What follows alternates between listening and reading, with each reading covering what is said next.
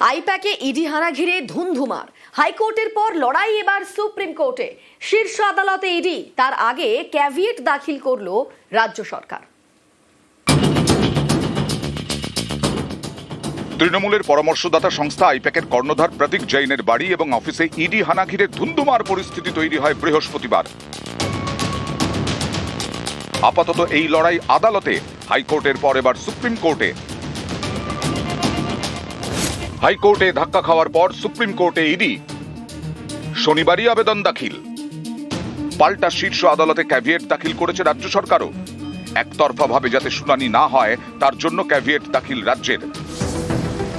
ED হানা ঘিরে এই নজিরবিহীন সংঘাতের পর তৃণমূল এবং ইডি দুপক্ষই একে অপরের বিরুদ্ধে কলকাতা হাইকোর্টে যায়, কিন্তু এজলাসেও নজিরবিহীন বিশৃঙ্খলা তৈরি হয়, যার জেরে শুনানি স্থগিত করে দেন বিচারপতি শুভ্রা ঘোষ। তিনি জানিয়ে দেন, তৃণমূল এবং ইডির দায়ের করা মামলার শুনানি হবে 14ই জানুয়ারি। তখন জরুরি ভিত্তিতে শুনানির আবেদন করে ইডি, কিন্তু ধাক্কা খেতে হয় কেন্দ্রীয় এজেন্সিকে। ইডির আবেদনে সাড়া দেননি কলকাতা হাইকোর্টের ভারপ্রাপ্ত প্রধান বিচারপতি সুজয় পাল। প্রধান বিচারপতির সচিবালয় জানিয়ে দেয়, বিচারপতি শুভ্রা ঘোষ শুনানি স্থগিত করেছেন। এমন পরিস্থিতিতে জরুরি একক বেঞ্চ তৈরি করে জরুরি ভিত্তিতে শুনানির প্রয়োজন নেই।